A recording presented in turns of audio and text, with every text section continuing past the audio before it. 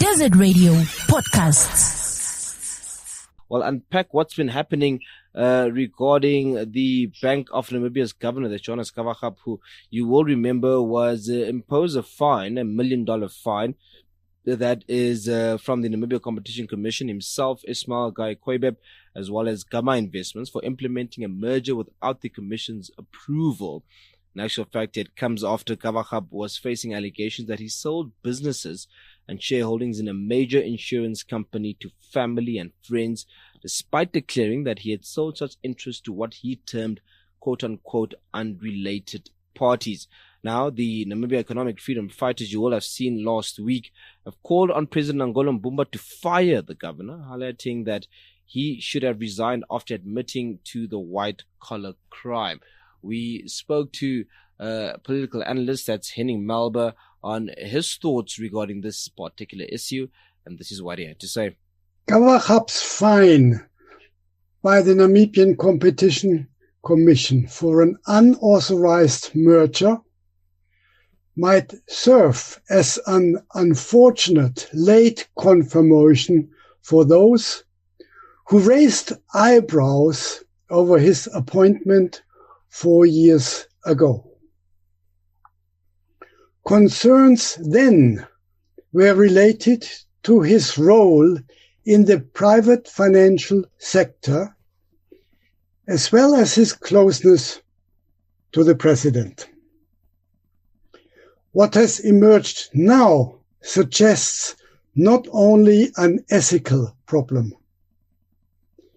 It seems that the quick compliance with the formal prerequisites for the office were a contravention of rules and regulations and covered by false or misleading claims when it comes to the business transactions then made. They seem to have been at least of a dubious nature, to put it mildly. This is bad news, not only for government at the height of an election year. Government and Gawaxab are now under pressure to offer full disclosure of the deals then made. It also might require the finance minister to step in.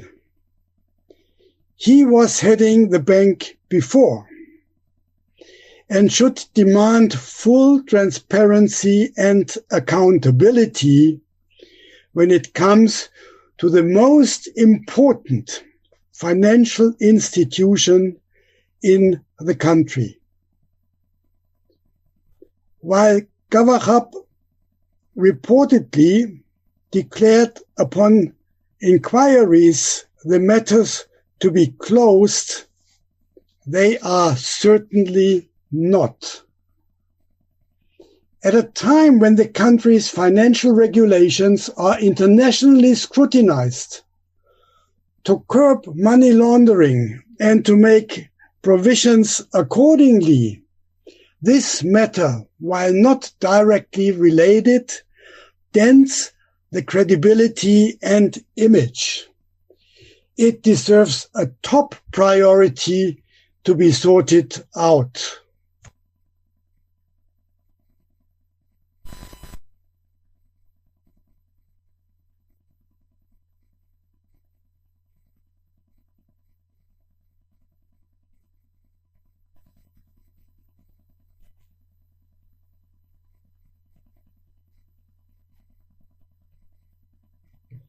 For making some time for us this morning. I just quickly want to also give a quick apology to the listeners. It seems that you couldn't hear me there as we listened to Henning Malber, who just gave his thoughts on this particular issue. This morning we are joined by the deputy leader of the Namibia Economic Freedom Fighters, that's Kalimbo Ipumbu, as well as the Popular Democratic Movement's Nico Smit, to also give their 2 cents on the story.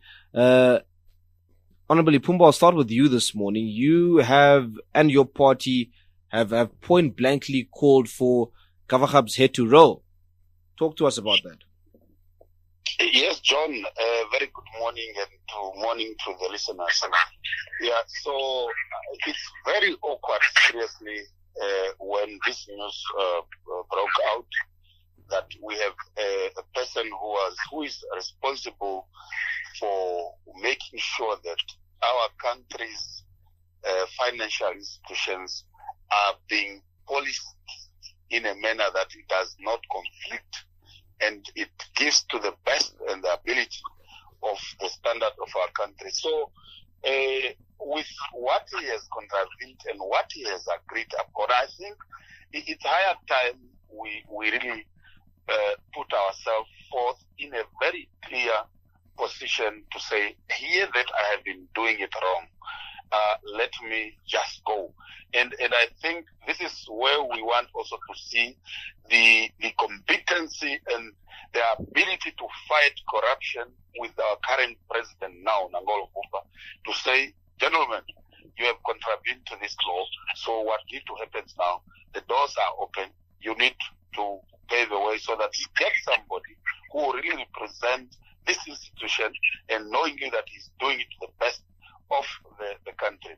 So it's a shock that even when he is reasoning of selling his shares to unrelated, you can't do that. Unrelated, you are referring to your family, close family members, and see even the period of how he has sold this share. You could see it's someone who was already scared of what he was doing. He was involving himself with. So it was in a rush, trying to cover up and wanting this case just to be closed like that. So I think also on the side of the Minister of Finance, this is the time that we should see from his position. I mean, it's not a friendship working environment here. It's about to uphold the standard and the quality of what we expect as a country. So Minister of Finance, Minister Shibe, we want to see him also acting on this and making sure that this gentleman, he cannot, we see he is incompetent and in actual fact he's a liar. He has been lying, he has been there and look at even what he did in 2020 saying government was not in position to even increase the single service salary. So whereas he knows exactly that he was on the wrong side doing things wrongly of this country. Honorable Smit, I'll allow you to add your 2 cents here, but I think it's important for the listeners to know that we did try and reach out to Gawaxab himself, as well as the bank, as well as the Ministry of Finance, to come and add their 2 cents to these statements, to the allegations, to the reports as well. They since haven't responded to us since the weekend, since Friday in actual fact, and when they do, we will give them a chance to come defend themselves if and when they do. Honorable Smit, the NEFF calling for Gawaxab's head to roll. Are you in the same position? Should he just simply be removed from the position of governor of the Bank of Namibia? Yeah, John, thank you for the opportunity. This is a very sad story that happened, and I'm fully in support of Mr. Ipumbu's, Honorable Ipumbu's proposal. I've said for a long time back that something is smelling at the Bank of Namibia. I just want to go a little bit further back. When Minister Shimi was Minister of Finance, and we had that huge money laundering by the Chinese of more than $3 billion, for which they were charged, and the court case is just going on and on and on and on forever, and nothing is coming from it. Now, if you take, just to come back to that, how the Bank of Namibia is working, and why I'm saying something is wrong there. Those Chinese, and I don't want to defend them, they sent money out of the country to buy stock in China. But each and every cent that they have sent out was sent out through a commercial bank. And their request for sending out money was approved by the Bank of Namibia. Now, already there, so if somebody is to be blamed for that more than $3 billion that was sent out of the country, then it's supposed to be the Bank of Namibia, because they finally approved that money to be sent out of the country. So even at that time, something was not right. Now, I can just say what happened here with Mr. Gawaxab is not a new thing. It's not a new thing. It's happening regularly that shares are being sold, companies are being sold to family members and friends. That is a common thing, I'm promising you. And if any journalist who want to do some investigative journalism, if they go into this, they will find hundreds of this type of cases where it happened. It's not a new thing. I'm telling you, it's not a new thing. Now, it is just as it happened. Gawaxab, and we all know it, he is actually the father of this Financial Intelligence Center. He's the creator of that. And through that, he had made a lot of enemies. He has hurt a lot of people. And in the financial underworld, these things are, tend to come back to you. And this is what is happening here. This thing didn't just pop up with Gawaxab as the culprit. This thing are being driven by some people. We must know that Mr. Gawaxab's guardian is no more. He's no more. The person who appointed him is no more. His guardian is no more. Now the people are going after him and trying to get rid of him. And this is a very good opportunity, because he admitted, he signed a document, admitted that he did wrong, and was prepared to pay the fine of $1 million. But I'm telling you, there is far more behind this whole thing that meets the eye. And I think Bank of Namibia needs a proper investigation. Something is not right at that institution. I'm telling you. From the time of the Chinese, when they were smuggling out or transferring money out of the country, they did all this. And I was quite involved in this whole thing. I know what happened. Each and every cent that was sent out of this country was approved by the Bank of Namibia. And we know under what conditions. There were conditions. And I even mentioned it to Mr. Gawaxab. I even mentioned it to the top structure management of the Bank of Namibia, that something is not right here. So now it came out. Gawaxab is now being targeted. He has been caught out. He has been found guilty. And for a person in that position, there's no other way out than to decide. Just before we allow you to continue, Honourable Smit, just to remind the listeners that we're on conversation with Honourable Nico Smit from the Popular Democratic Movement, as well as Honourable Kalimbo Ipumbu from the Namibian Economic Freedom Fighters, who have called on President Angola Mbumba to fire Bank of Namibia Governor Johannes Gawaxab, highlighting that he should have resigned after admitting to the white-collar crime. This is after being fined $1 million Namibian by the Namibia Competition Commission for implementing a merger without the commission's approval. If you remember, all those years ago, Honorable Ipumbu, the governor was, of course, looked at with various eyes when he was appointed. Just speak to us on those questions being raised at the time of his appointment. That was involved in private business, and all the other issues on his eligibility at the head of the Bank of Namibia as well. Does this issue of the Competition Commission vindicate all those questions that were there back then? Look, John, the already initial eye blow when we heard about him becoming the governor of the bank, and him involving himself into many investments, company around the continent.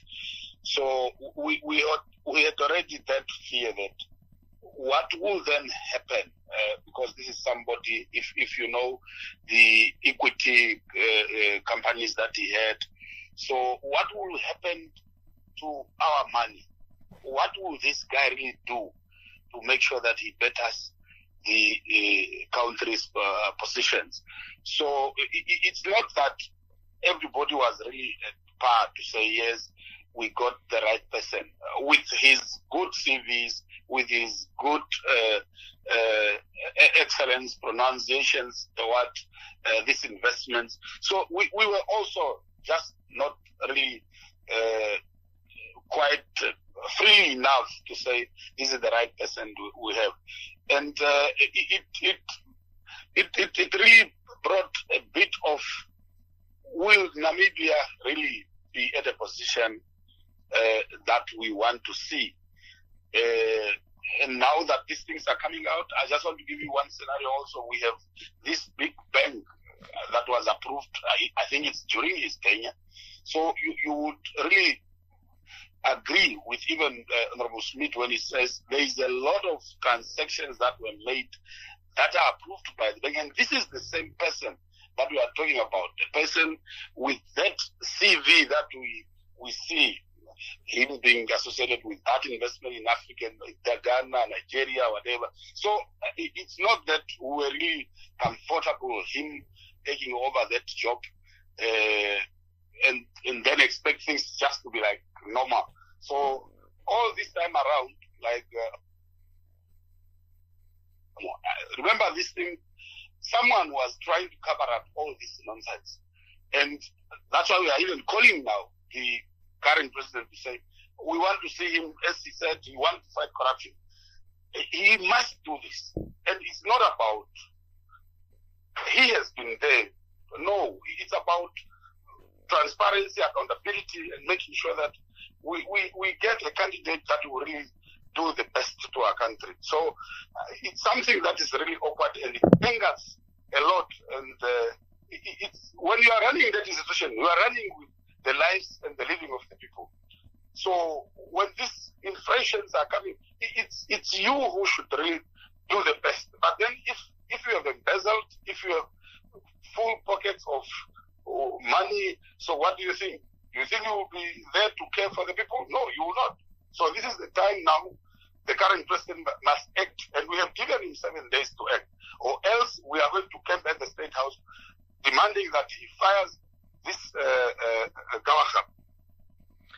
Honorable Smit, is President Bumba obliged to act in this case, in this circumstance? Well, I think he has no choice, because you can't allow this, that the governor of the Bank of Namibia are being found guilty of this crime. That is, we all know you need permission from the Competition Commission if you want to sell shares or a business, whatever.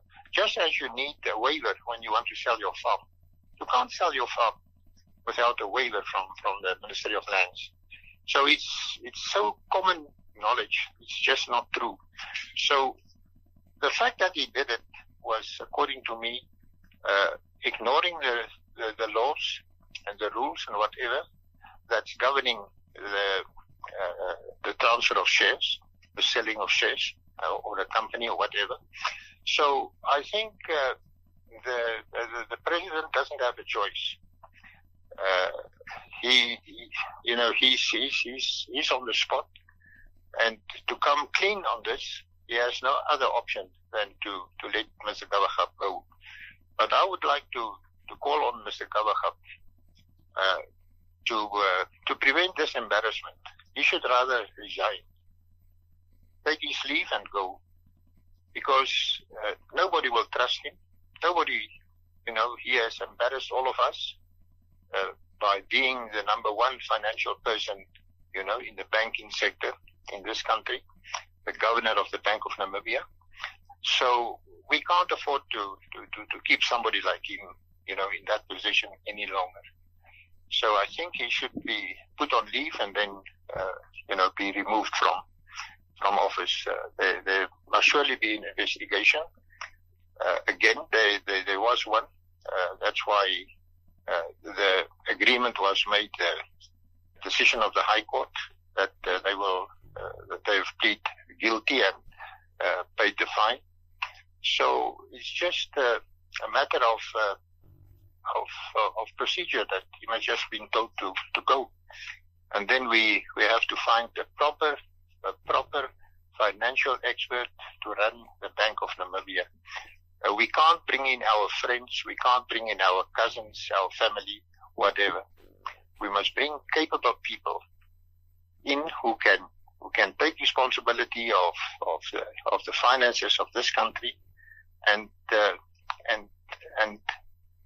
govern it according to the prescribed rules and laws of this country. We have enough of all this corruption and things that's happening. That's really embarrassing.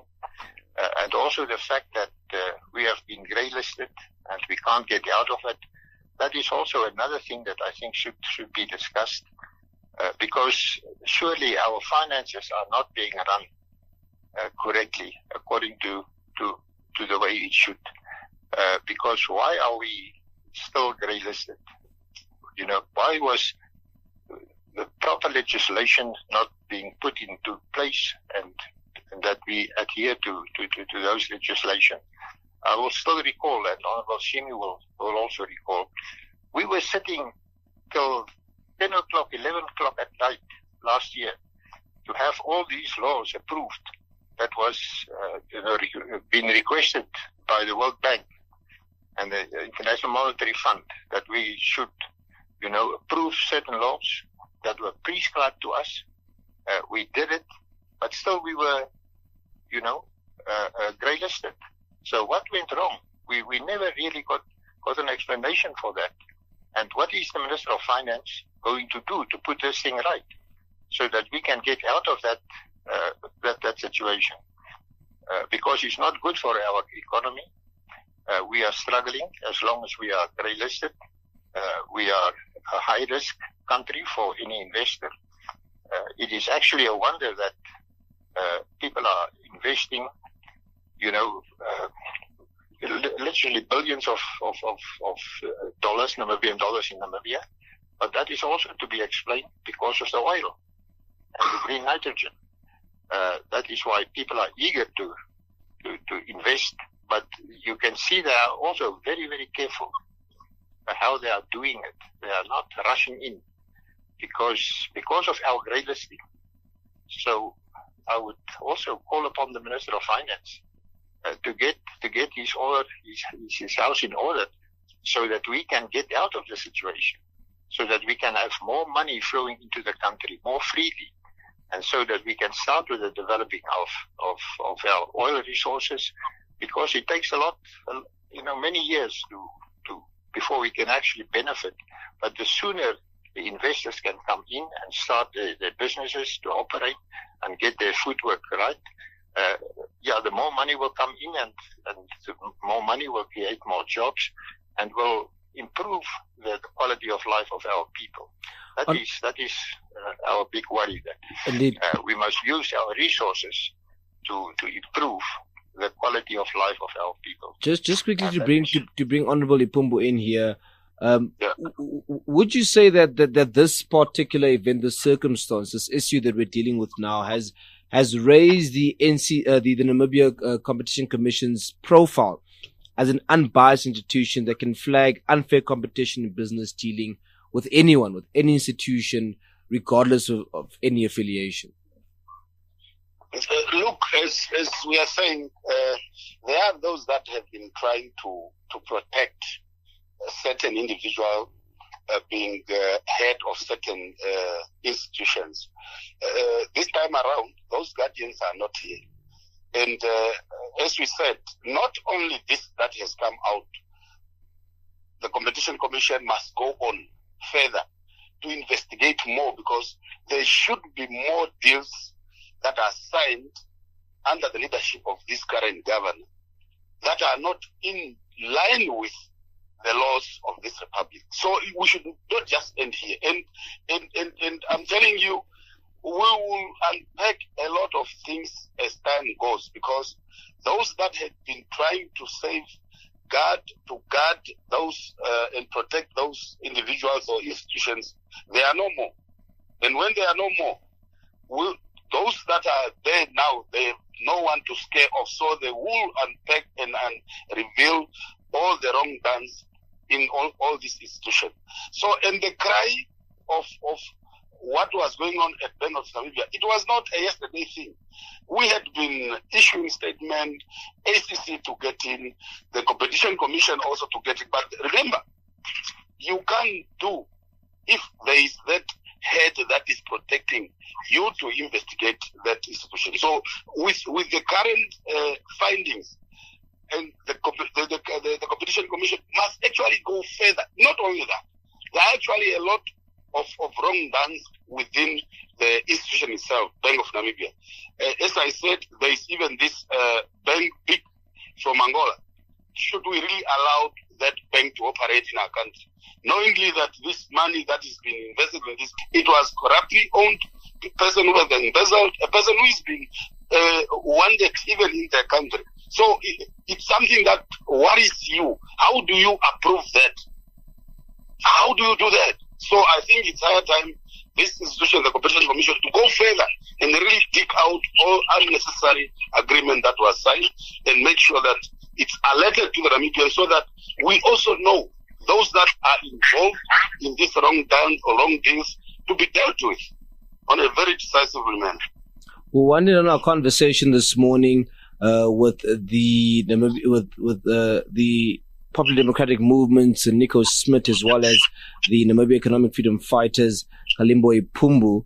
We are speaking on the issue of the Namibia Competition Commission having confirmed deposing a $1 million Namibian fine on Bank of Namibia's governors, Johannes, Ismael Gei-Khoibeb, and Gamma Investments for implementing a merger without the Commission's approval.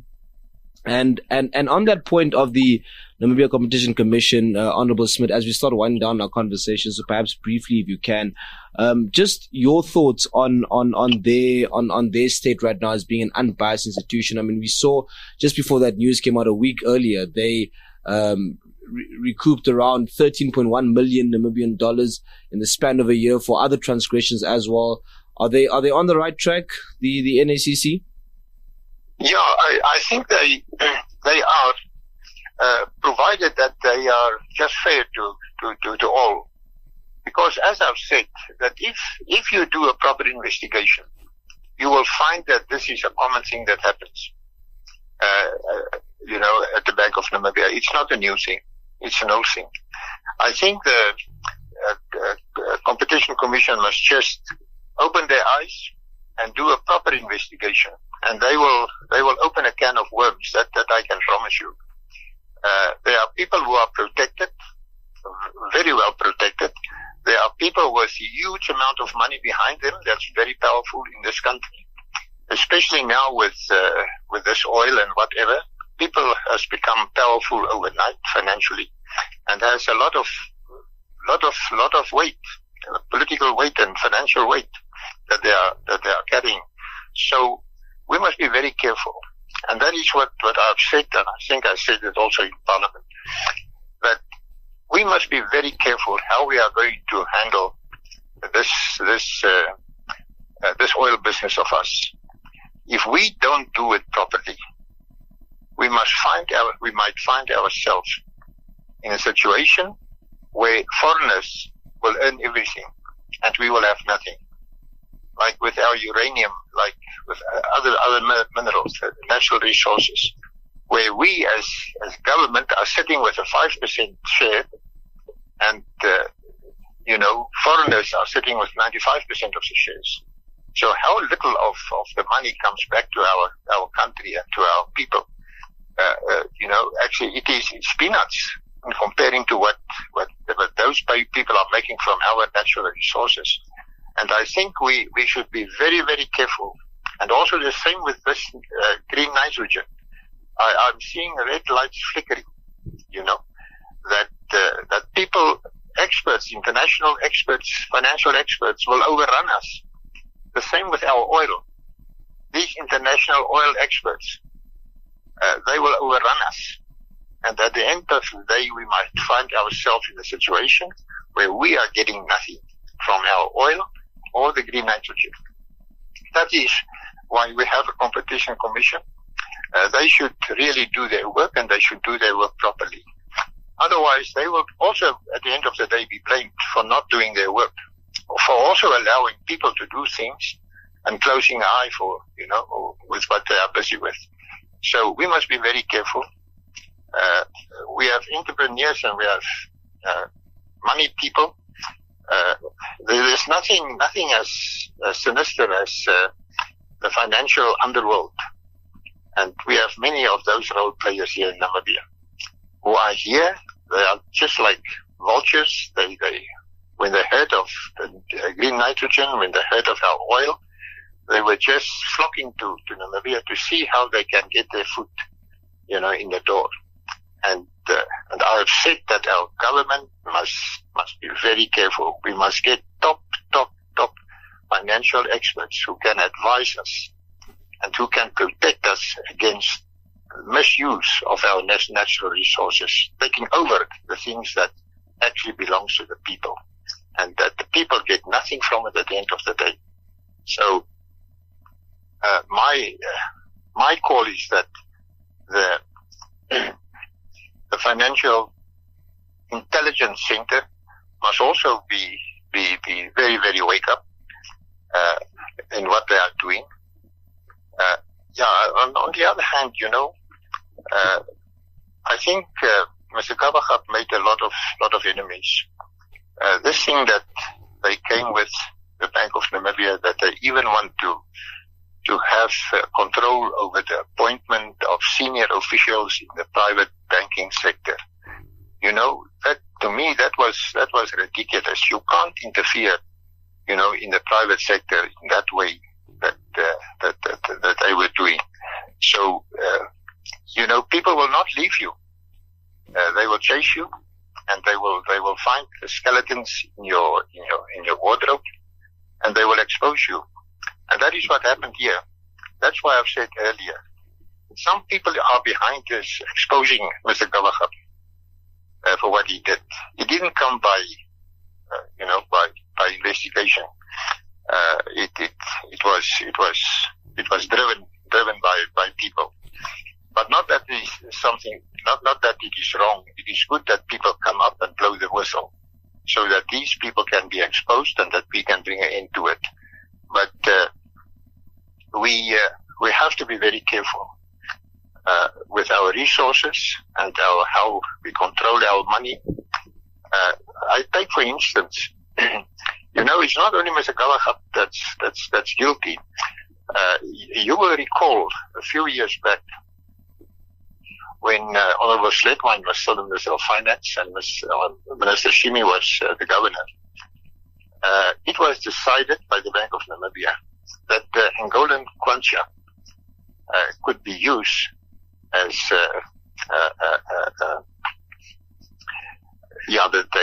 that we could exchange the kwacha for Namibian dollars and vice versa. And I got information and I went to Oshikango.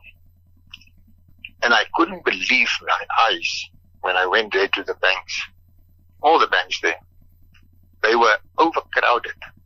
People were standing in those banks with boxes full of kwachas, changing it for Namibian dollars. Boxes, I've seen it myself. I could not go into the bank. They even brought from Angola in trucks boxes full of kwachas to come and exchange it here. I reported it immediately. I came back. I went to Mr. Sledwine, Honorable Sledwine. I told him what I saw. And I said, what is going on?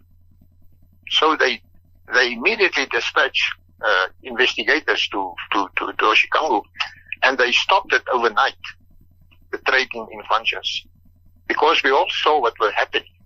But at the end of the day, what we got from it is that Angola is still owing us, I think, something like 450 million Namibian dollars, that we have lost in that deal.